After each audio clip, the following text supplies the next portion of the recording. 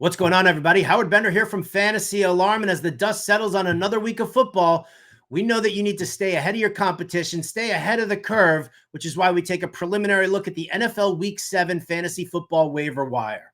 Now, at fantasyalarm.com, we'll have the articles up there for you to research from Andrew Cooper, your streamers, your stashes, and your must-adds. But I always like to throw out a couple of early names here just to keep them on your radar as you're doing your research for the week. So let's start off at the quarterback position. I'm going to lead off with a stash play, and that's Russell Wilson of the Pittsburgh Steelers. I don't think Justin Fields is doing enough for Mike Tomlin and Arthur Smith right now. He's not a great passer. And how many times is he going to run the football in? Is that the way they want this offense to move?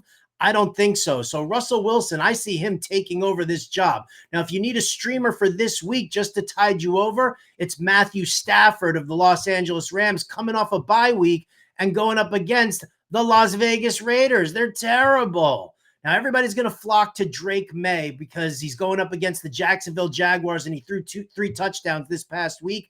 That game's a trap. I'm telling you flat out right now. This is the second week in a row that the Jaguars are going to be staying in London while the Patriots are going to have to do all the traveling and try to make that work for themselves. So be careful of that one there. At the running back position, give me Tyrone Tracy of the New York Giants. He's led the team with 17 carries on Sunday Night Football. He's also heavily used in the passing game, 6 catches for 57 yards.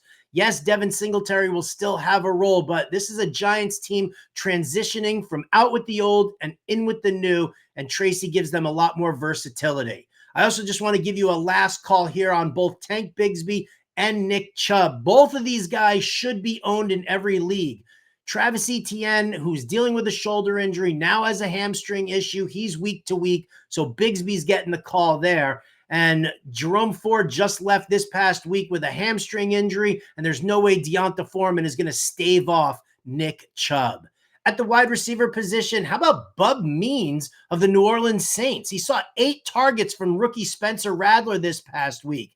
Rattler went with where he was most comfortable, and this is something that we see from a lot of rookie quarterbacks.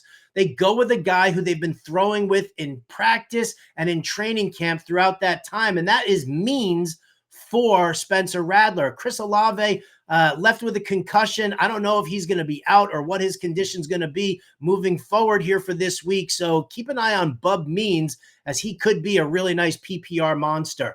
Same with Demario Douglas for the New England Patriots. He was dominant with 9 targets. He caught 6 for 92 and a touchdown. Yes, Drake May is going to take his deep shots downfield, but this offensive scheme built by Alex Van Pelt with the assistance of Gerard Mayo, they want the short, quick passes, and that's what's going to keep Drake May nice and efficient. So Demario Douglas is the guy you want from the New England Patriots. And then at the tight end position, let's go with your streamer of the week. It's going to be Cade Otton of the Tampa Bay Buccaneers. He's got a Monday night matchup against the Baltimore Ravens. The Ravens ranked 22nd in DVOA against the tight end, and they're allowing an average of 72.3 receiving yards per game to them.